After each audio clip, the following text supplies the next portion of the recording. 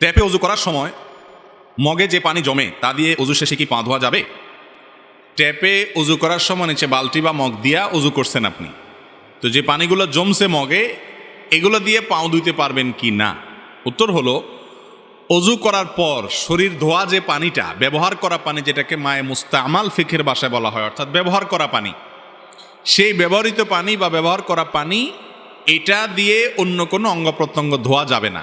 এটা এমনি ঢেলে দিবেন, কমোড পরিষ্কার করবেন, গাছের গোড়ায় দিবেন, অন্য কাজ করতে পারেন, কিন্তু এটা দিয়ে আপনি পাও ধোবেন না, কারণ এই পানি একবার ব্যবহার হয়ে গেছে। ব্যবহার করা পানি দিয়ে আবার অজু করার সুযোগ নাই বা কোনো অঙ্গ প্রত্যঙ্গ পবিত্র করার সুযোগ নাই। কথা কি বুঝাতে পারছি? আর যদি এমন হয় যে ওখানে ব্যবহৃত পানির চাইতে অব্যবহৃত পানি বেশি, আমরা তো আজকাল টেপ এমনভাবে ব্যবহার করি যে কত লিটার পানি যে চলে যায় আমাদের কোনো হিসাব নাই, অথচ এটা উচিত না। বুঝতে পারছেন? তো যদি ব্যবহৃত পানি না, বরং টেপে ব্যবহৃত পানি চলে যায় আবার জমছে আপনি মাথা মাছে করতে করতে, তাহলে সেগুলো দিয়ে পাও ধুতে পারবেন। কিন্তু একবার ব্যবহার হয়ে গেছে, হাত ধুইছেন, ওই ধোয়া পানি জমছে, ওইটা দিয়ে পাও ধুলে হবে